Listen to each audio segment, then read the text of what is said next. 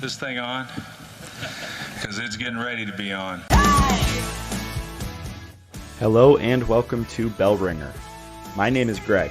Your guest name today is Jason Bartz, the founder of Good Neighbor Fund, a micro grant program started right here in Buffalo, New York, that awards $1,000 micro grants to entrepreneurs and people with an idea that they hope to grow into a company. On this episode, Jason and I talk about the entrepreneurial ecosystem at large, the gap that he was trying to fill by starting Good Neighbor Fund, why he chose that as the name, and so much more about Western New York. Thanks so much for listening. Good Neighbor Fund is a nonprofit organization that I started that, our mission is to inspire new faces, new diverse faces to take that first step into starting their own business. We as an organization believe that entrepreneurship is the way to change someone's situation, and we want to be there to support new faces to take that first scary step into starting a business. A common thing that we hear from people that want to start a business or have that idea, that napkin idea written down, is, where do I begin? And Western New York has so many great organizations and people here to support businesses, but really at the very early stages, we saw a gap here, and that's why we started Good Neighbor Fund, is to, for one, give a little belief capital to new founders, a little support to get them started, and then be that connecting tissue to the rest of the organizations in the community to help them scale that business and support them in the future. So tell folks a bit about your background. I know you were at ACV previously, so just give us a little elevator speech on that, because I think it'll help people understand like your background within the entrepreneurial ecosystem and lead us well through this conversation. Yeah, absolutely. I guess you'd say that I got my start in the startup or entrepreneurial scene here in Buffalo when I started working at ACV. I joined fairly early on in 2017, when at the time 43 North and their portfolio companies, ACV included, worked within the Buffalo Niagara Medical Campus. And that was my first exposure to this, that, hey, this kind of thing exists here in Western New York, in Buffalo. Wow. It's kind of the thing that I would see on TV or in San Francisco or New York, right? And I started there at ACV, worked 5 years through our Series B, through our IPO. And in that time, I've had a couple ventures, startups of my own, most of which failed. Everything from a audio-only social media app, pre-Clubhouse, through a peer-to-peer decluttering platform. Everything was a learning experience. And one resounding common thread, though, was no matter who I would go to, posting on Slack or someone in the building or just reaching out to in Buffalo, everyone has been so supportive in helping me along my own entrepreneurial pathway and journey. And Good Neighbor Fund really came out of that, just saying, hey, Buffalo really is the city of good neighbors. That's hence where we got the name from. And that's why we got started. But after I left ACV last year, I joined a small seed stage fintech, Vero Finance Technologies, in New York, where currently I oversee portfolio management and customer success. Awesome. I'm glad you mentioned the name and Buffalo being the city of good neighbors in that answer, because I wanted to ask specifically about that. I know you have a Denver chapter now, I believe. Yes. But obviously Good Neighbor Fund, the name comes from Buffalo, which to me is cool, that no matter how many chapters you open or whatever, there will always be that tie to Buffalo in the name. So just tell people a little bit, like from your vantage point, because I think that's an interesting point. Like, and we have a lot of listeners that aren't from Buffalo. What you think is maybe unique about this community, especially at this level of entrepreneurship, at like the ideation, napkin level, and you're talking about micro grants of $1,000. So there's kind of this like the spirit of being a good neighbor, like helping out your fellow Buffalonians. So I know that's kind of a broad question, but I'm interested in your perspective of like the uniqueness of Buffalo as it pertains to this concept. Yeah, absolutely. Our name obviously derived from the City of Good Neighbors. I went through some other ideas, but I think the City of Good Neighbors, that's, that nickname for Buffalo is honestly the truest representation of Buffalo. We've went through tragedy over tragedy. We're talking tops last year. We're talking the snowstorm, a couple Super Bowl losses. We've went through tragedy over tragedy, but everyone here in Buffalo always rallies to help their neighbor. It's honestly, corny as it sounds, it is very inspiring. And I feel like that is a direct representation of Buffalo. And with Good Neighbor Fund, we do host one other chapter in Denver, which our co-founder, Susan, is originally from Buffalo. But in the future, when we expand, we really want to carry that, that feeling, that neighborly feeling to other chapter cities. I think Buffalo is unique as far as the small business, entrepreneurial, or startup scene, in that it can be seen as very neighborly. I think Buffalo is the smallest, medium, big size city, right? That's, if I have a problem or if I have a question, really anyone that I would want to talk to is 2 phone calls away. And that's something that's Jordan Walbester with Boot Sector, another great partner organization of ours, says all the time. And it's so true. If any of our portfolio companies or anyone that's applied, we always ask, where do you need help? And whether we award them a grant or not, we still want to be able to connect them and help out, where they need that help. And anytime we've reached out to the community, just said, hey, we have a founder that's looking for X, someone is always willing to step up, which I think is, from some experience outside of the region, really unique, that we are so tight knit, and always willing to help. I think even the name and that kind of brand helps to normalize entrepreneurship in a way and make it seem a little bit less like scary or standoffish too, which I'm sure would be a big win for you, and would be I don't want to put words in your mouth, but even a goal to make it more attainable for people to feel like this is a neighborhood thing that your friends and physical neighbors do, and a normal path that someone can take. You didn't take words in my mouth. That is a perfect representation of what we're doing. Everything from the name to the branding. I don't know if you checked out our websites or anything that we post. Yeah. It's really to take that kind of that edge off of what you would see if you were looking at, I don't know, another state-sponsored organization or another fund, right? Doing something similar. Is we want to make it inviting, accessible, fun, and reach a broader audience. We hosted our first kickoff event, and we've been around since just January of this year, but we hosted our first kickoff event in March of this year.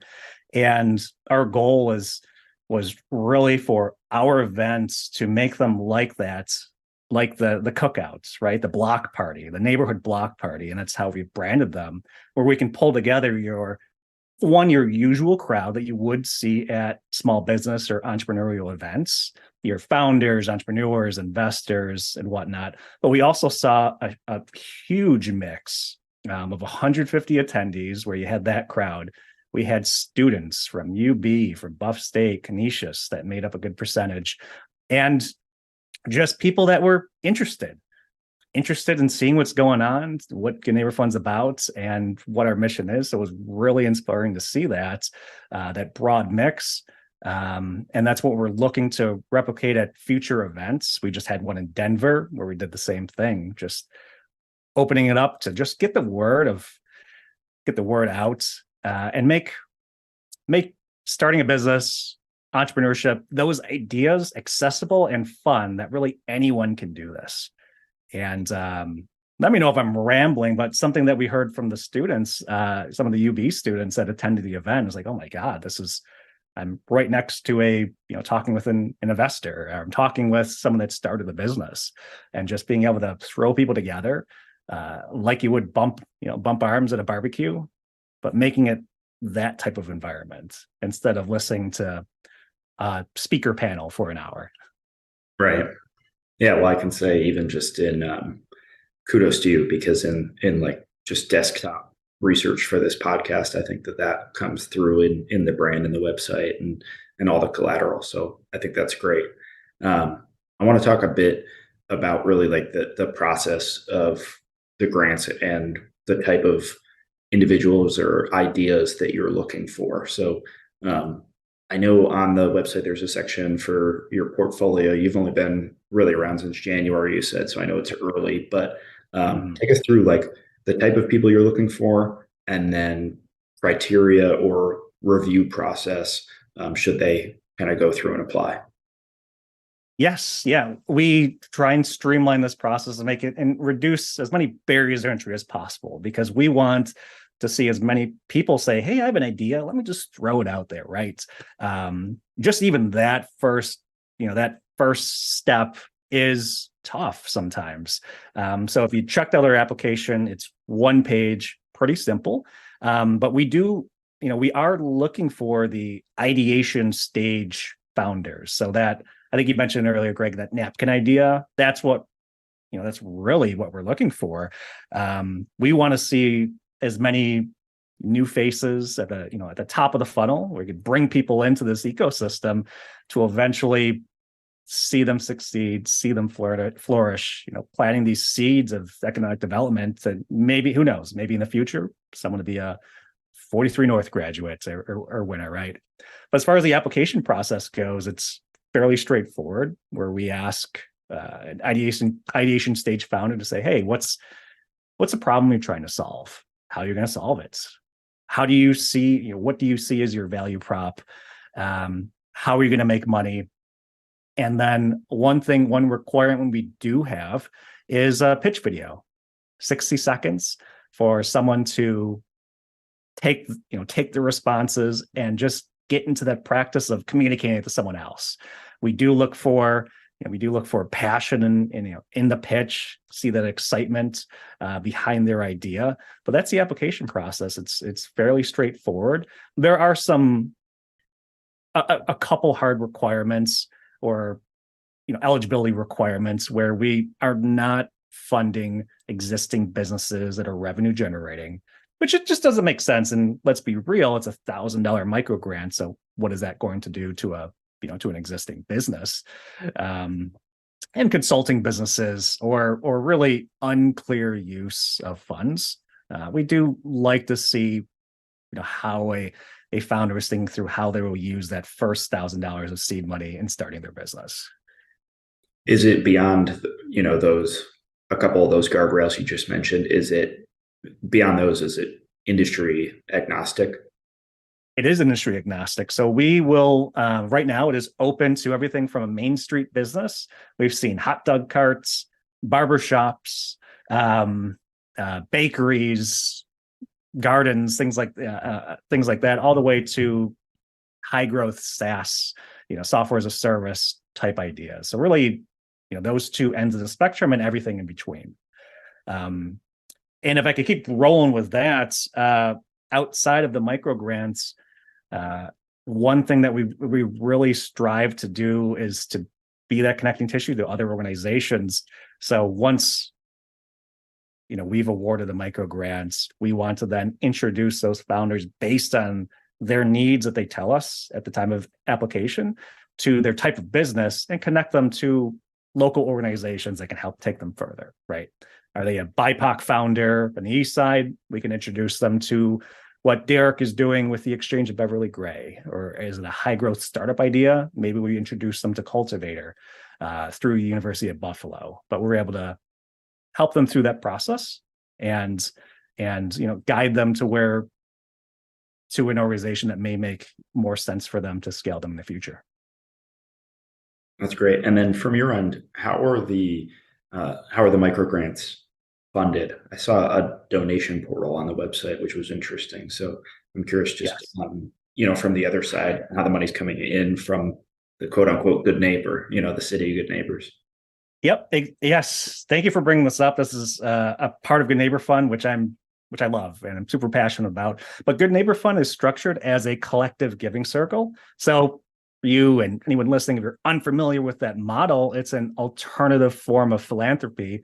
Whereas instead of rounding up when you buy something at Rite Aid, or you are writing a check to a foundation, and you don't really know where those funds are going. You know, they're going to an organization that may have a great cause, and don't get me wrong, I mean, I do this too. But collecting giving circles allow the members of that giving circle to pool their own funds, resources, and networks, and also decide where each dollar goes. So that's how we're structured. Our members, we call limited partners, LPs. There's 18 total right now, where we are self-funding our micro grant program. That's, first in, that's where the funds come from.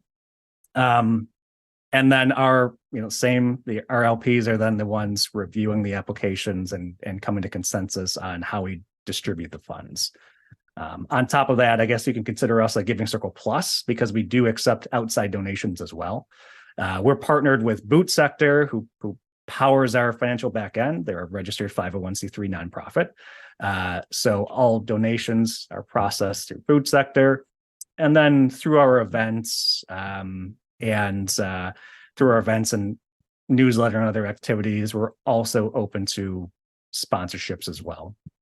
And everything goes towards our micro grant program, because this is a 100% volunteer-led, community-led organization. Awesome.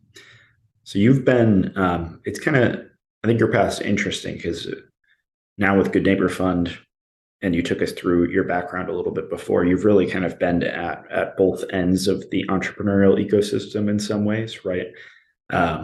ACV, starts as a small company, and you mentioned that you were pretty early in 2017, but now, public on the NASDAQ, and kind of graduated to this obviously completely different level. And juxtapose that next to $1,000 micro grants for, a barber shop or a community garden and some of that stuff. I just think it's super interesting, that juxtaposition. And I was interested in hearing you talk about why that kind of wide breadth of resources is so important for an entrepreneurial ecosystem. There's Good Neighbor Fund, and then you talked about the ability to triage people to other folks, whether it's Cultivator, Launch, 43 North, Beverly Gray, a small business center, whatever it might be. I'm interested in your take of having gone through kind of both ends of the spectrum, why you think that breadth of resources is so important. Yes, no, absolutely. I've seen, I think, a little bit of everything. ACV was an incredible experience of starting pretty early on and seeing that momentum, but also seeing the network effect, that halo effect of what one great success story can have. Now with ACV post IPO, some people have left, myself included, but we see what's happening and kind of the national attention that draws, and just local attention, and the awareness that, hey, this is possible. And we're seeing more, an uptick of people wanting to take that first step, and just going back to our mission, just not knowing where to begin. I was there myself, and I've had a couple ventures. Where do I start? How do I form a business? Not knowing where to start or where to get connected. Starting a business is super difficult and scary on its own, but it's even more difficult not having the resources and the networks available, which is part of our main value prop with Good Neighbor Fund.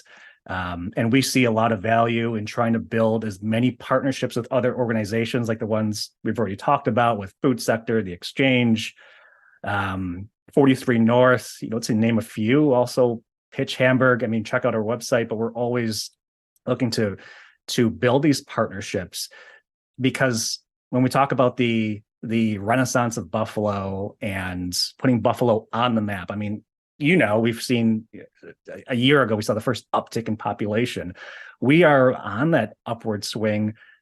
And, in order to really get there, it's all hands on deck. We all need to be working together. When I've talked with a lot of leaders with other organizations, one common thread is that for one, a lot of the public is unaware that another organization exists, or how we can work together and what stages.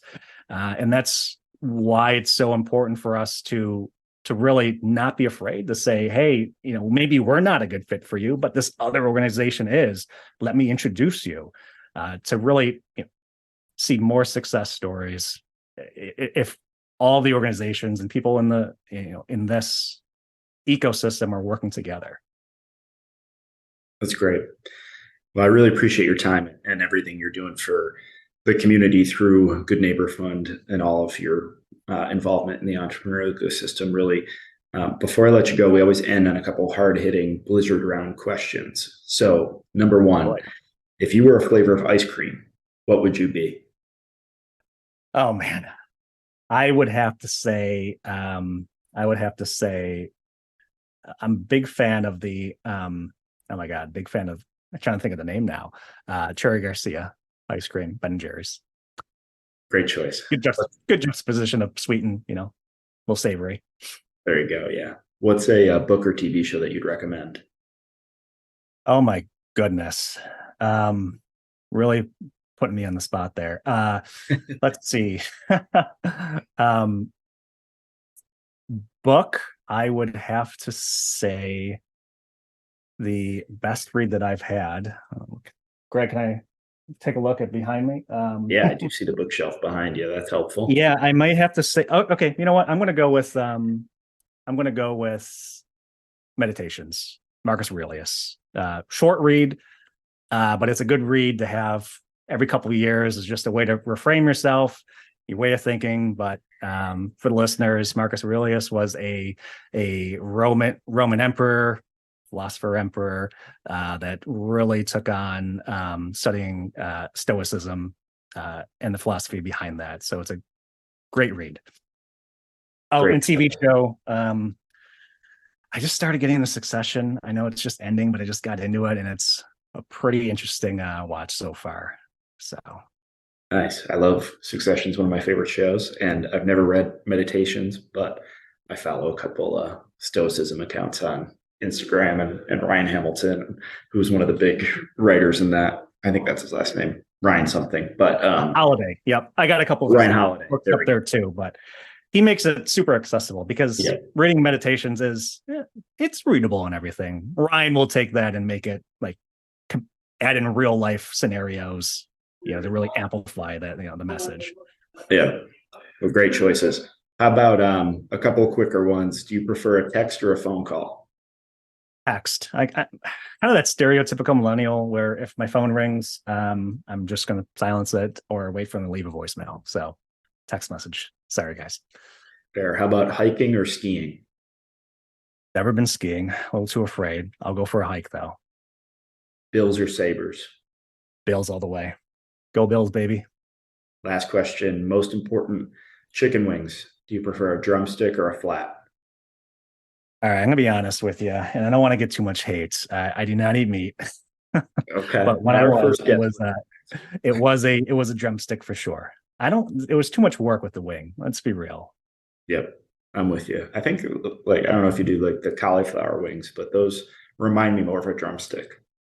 All right. You have to try the Seitan wings, however you want to pronounce it, Seitan at either Cafe 59 or Strong Hearts. They're delicious. It's almost the same consistency as chicken. Try them out sometime. They're great. Perfect. Lots of great recommendations on the way out, but really appreciate your time and everything you're doing for the community. Thanks so much. Thanks, Greg. Thanks for having me.